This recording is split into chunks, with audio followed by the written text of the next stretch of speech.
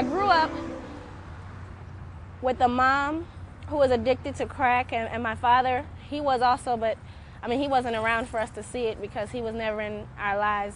We had to sit and watch our mom. She would leave us for nights at a time, and the crack in her brain would make her so crazy that she wouldn't even think about feeding her children. She just wanted it to get it so bad that she would do anything. She would leave out her house, and she would sell her body just to make money, not to buy us food, but to buy herself crack. We went to school, and I was embarrassed even for my mom to come to teachers' meetings because I didn't want anybody to know that my mom, was a crackhead. I didn't even want anybody to know that she wasn't taking care of us. And every night in my bed, I would cry myself to sleep. And I would say, why did I have to have a mom like that? And why did my life have to be so bad and messed up? And I could never understand why. I didn't know God, and I didn't know Jesus. So, I don't even know who I was crying out to. Just nobody would help me. There was nobody there who I could see who could help me.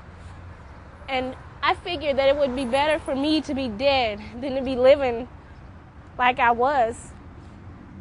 I never tried to kill myself, but I always, I wanted to. I guess I didn't have enough guts. I moved up here at the beginning of my junior year after my brother did.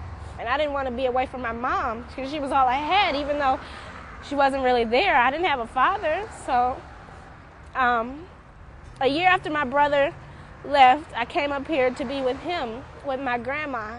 And she went to ICCM, and I started coming to church here with her. But, I still didn't feel it right away. I thought that nobody could ever know what I was going through. And because I didn't know what I went through, they couldn't help me, deal with the pain that I had every day. And Pastor Monica, she told me about her life, and I couldn't believe that a pastor had been through so much stuff. And I couldn't believe how she made it out, and she became a pastor, and she had so much hope and was smiling all the time. And she told me about Jesus. I started to pray, and I started to read my Bible. And I don't have any more pain. I don't even worry about my mom anymore, even though I don't live with her, and she's still not doing the right thing. I pray for her every day.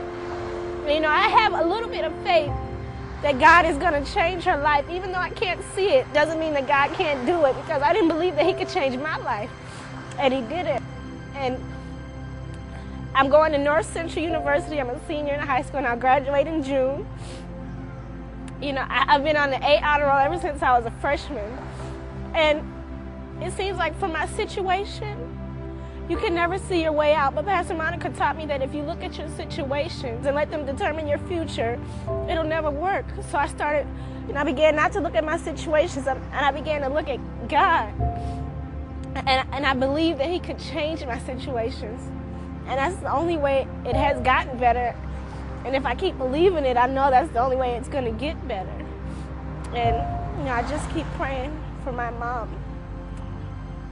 That's it.